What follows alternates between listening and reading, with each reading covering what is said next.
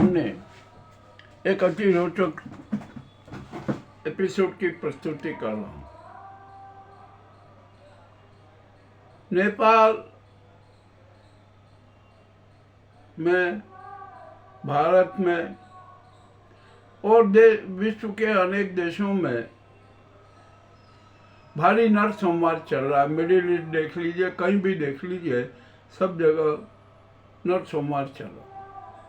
अरे नरसंहार दो समूह द्वारा किया जा रहा है। एक तो प्रकृति द्वारा किया जा रहा है और दूसरा जो ये शक्ति संपन्न चेहरे हैं ना, ग्रुप हैं, वो नरसंहार कर रहे हैं। ठीक है भैया, मगर एक बात तो ये सत्य है कि जो पंच तत्वों से बना है उसका विनाश तो होना तय है। अब ठीक है, यहाँ पर इस नरसंहार और महाविनाश के पीछे किसका हाथ है, कौन माध्यम है? तो मृत्यु ही एक ऐसा माध्यम है जो नरसंहार को और महाविनाश को मूर्त रूप देती। अब यहाँ पर हम सवाल कर रहे हैं सत्य के सारे विद्वान जनों से कि भैया इसका जवाब तो दो कि आखिरकार मृत्यु कौन से तत्व से बनी है और मृत्यु कब होगी, मृत्यु की मौत कब होगी, इसका जवाब अब चाहिए। सब विद्वान है, विद्वान लोग जवाब दे सकते हैं। कोई कहाँ का बताएगा, कोई किस पुराण का बताएगा, कोई वेद का बताएगा, किंतु सच्चा समाधान और सच्चा जवाब कौन देगा, ये भी अपने आप में बड़ा महत्वपूर्ण सवाल है, महत्वपूर्ण बात है। मुझे तो लगता है कि हमारे इस सवाल पर सब मौन हो जाएंगे, कोई नहीं बोलेगा कि मृत्यु की मौत कब होगी, कैसे होगी, किस तरीके से होगी, मृत्यु की संरचना कैसे हुई है, इसका जवाब देना। हमारा तो सिद्धांत है कि आत्मा मरती नहीं है, ये शरीर नश्वर है। हम तो वस्त्रों की तरह शरीर, आत्मा शरीर बदल लेती है। भैया ये सब कुछ सही है, हम मान लेते हैं, आपकी सब बात है, कोई बात गलत नहीं होती है। मतलब यहाँ पर हमें तो सही जवाब चाहिए कि मृत्यु का तत्व कौन सा है और मृत्यु की मौत कब होगी भी या नहीं, ये भी बता दीजिए। नहीं होना है तो भी बता दीजिए, होना है तो भी बता दीजिए। खैर अब ये तो बड़ा आध्यात्मिक और आंतरिक सवाल हो गया है, इसका जवाब खोजते खोजते शायद मृत्यु हमें भी ले जाए।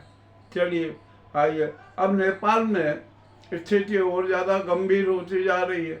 चाइना ने अलर्ट कर दिया है कि आगामी 72 घंटे में महाविनाश की दूसरी किस्त भी आ सकती है। अब आएगी, क्या करें? एक झील और टूट गई, उसका भी पानी आ रहा है, आएगा वो तो। और इसी के बीच में नेपाल में 3.1 तीव्रता का भूकंप आना और ज्यादा खतरनाक हो गया। चीन में भी भूकंप आया, वहां पर 5.1 तीव्रता का भूकंप आया। अब तो ये भूकंप भी हो रहा है। अब यहाँ पर आइए, नेपाल में तो पूरी तबाही मची हुई है।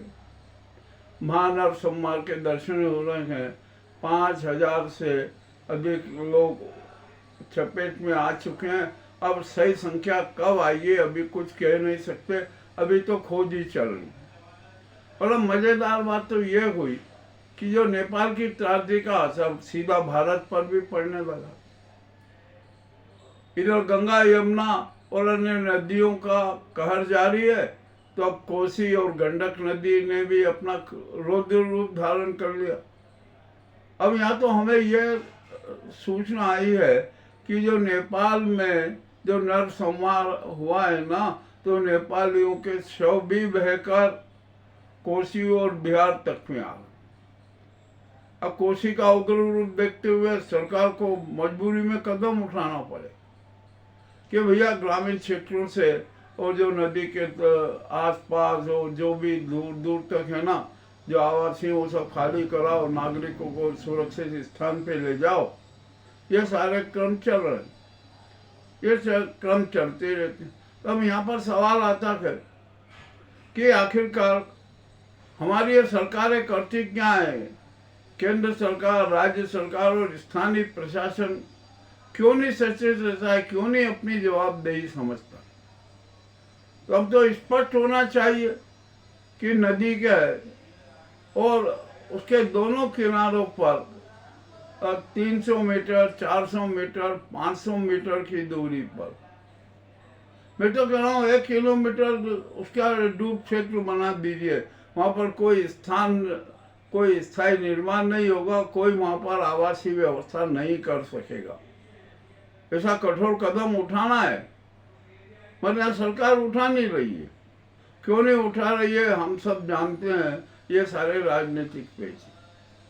मैं आपको उज्जैन का ही एक उदाहरण देता हूँ। उज्जैन में क्षिप्रा नदी है, उसका डूब क्षेत्र पहले यहाँ पर निर्धारित किया कि 200 मीटर के अंदर किसी भी प्रकार का स्थायी निर्माण नहीं होना चाहिए, वहाँ पर आवासीय व्यवस्था नहीं होना चाहिए। किंतु वहाँ पर तो वो सब पक्के बन गए, कुछ होटल्स हो गए, ये हो गए, वो हो गया।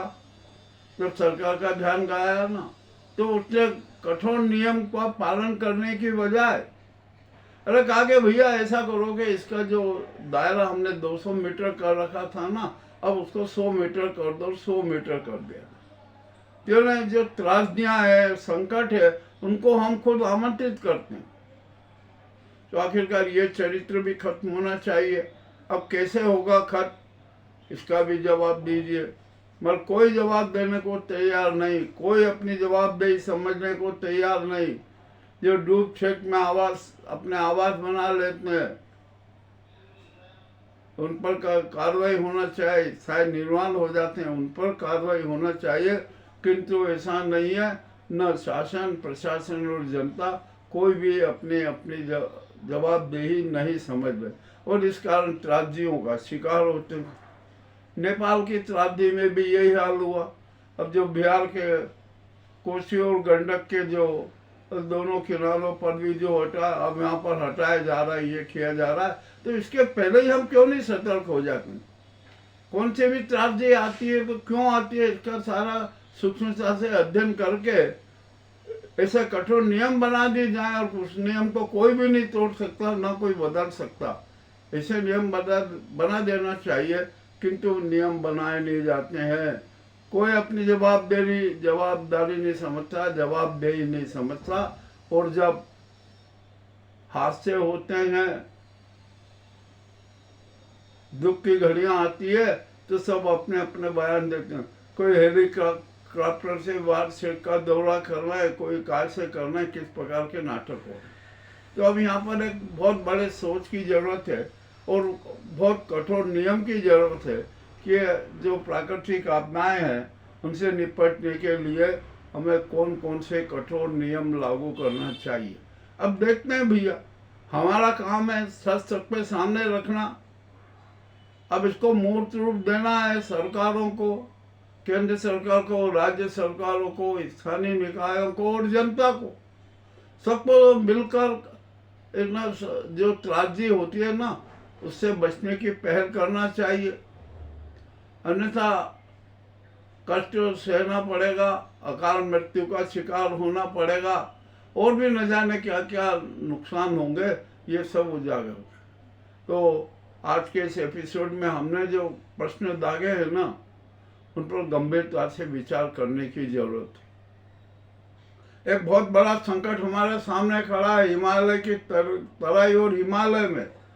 वहाँ पर मैं दावे के साथ कह सकता हूँ कि हिमालय की तराई और हिमालय में अब जो भूकंप आएगा ना, वो 10 से 12 तीव्रता का होगा, और उसके कितने घातक परिणाम हमारे सामने आएंगे, इसकी भी जरा परिकल्पना कर लीजिए। यदि हिमालय की जगह हिमालय सागर हो गया, तो साइबेरिया की ठंडी हवाएं हमारे यहाँ पर किस प्रकार का संकट खड़ा कर देगी, कैसी कैसी त्रासदी होगी, भारत का हर स्वरूप ही बदल जाएगा। इसकी भी चिंता हमें अभी से करना पड़ेगी, नहीं की ना तो हम त्रासदी के शिकार हो जाएंगे।